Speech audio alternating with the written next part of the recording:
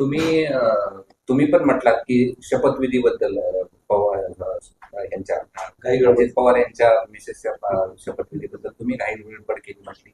त्यानंतर उदय सामंत म्हटले.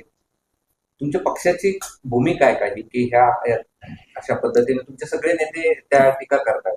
नाही बघ, दुःखद घटना घडली ना तर इतक्या लागोलग शपथविधी होणं हे सर्वसामान्य माणसाला पटलेलं नाहीये. म्हणून त्यावेळेला ते केलेलं माझी भावना जी होती ती मी व्यक्त केली.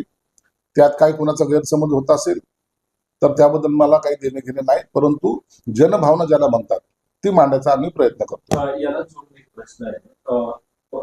अजित पवारांचा जो अपघात झाला त्याच्यात आता शिवसेना देखील इन्व्हॉल्व्ह झाली, चौकशी करते आणि त्या दिवशीचा बारामतीचा जो संपूर्ण दौरा होता त्या दौऱ्याची चौकशी अजित पवारांचे जे खासगी सचिव त्यांची चौकशी आता सुरू झाली त्या पूर्ण दौऱ्याची.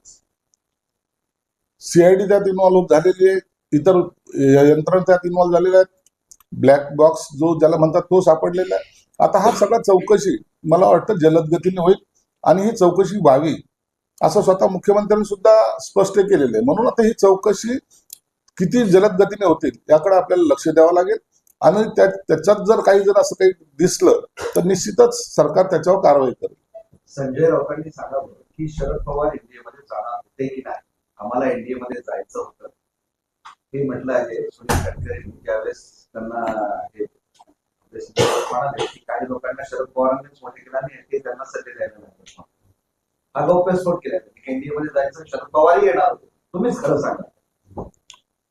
एनडीए मध्ये येण्यासाठी आताच नाही, मागे 22 साली सुद्धा 2022 मध्ये सुद्धा त्यांनी हा प्रयत्न केला होता. हे नाकारता येत नाही आणि त्याच्यावर सुद्धा चर्चा झाल्या होत्या. कोणती खाते घ्यायची कोणती खाते नाही घ्यायची इथपर्यंत सुद्धा सगळ्या चर्चा घडल्या होत्या. हे त्या काळाचं असलेलं गणित होतं. परंतु आता या मधल्या काळामध्ये त्यांच्या चर्चा झाल्या की नाही झाल्या तर कशाच्या आधारावर झाल्यात याबाबतचं आणखी जोपर्यंत स्पष्टीकरण शरद पवार साहेबांकडून येत नाही तोपर्यंत त्याच्यावर भाष्य करणं मला वाटतं उचित नाही. दादाच्या दिनानंतर शरद पवार आणि दादाच्या कुटुंबियांच्या भेटी वाढत 4 फेब्रुवारी 3 बैठक झाल्या आणि या भेटीमागे 2 एप्रिलचं कनेक्शन काय असं सवाल. हे बघा, आता हे सगळं भेटी होणं साहजिक आहे. एक दुःखद घटना त्या कुटुंबात घडलेली आहे. हे कुटुंब नेहमीच एकत्र येत असतात. दिवाळीच्या टायमाला एकत्र येत असतात, तसं दुःखाच्या टायमाला एकत्र आलं तर त्याच्यावर वाद होण्याचं काही कारण नाही आहे.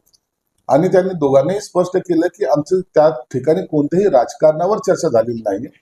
तर ही कौटुंबिक भेट आहे. कौटुंबिक भेटीमध्ये अजितदादाचा पुतळा कुठं असावा काय असावा या बाबतीतच चर्चा झाली. म्हणून आता याच्यावर आपण शंका उपस्थित करणं मला वाटतं ते योग्य पण नाही.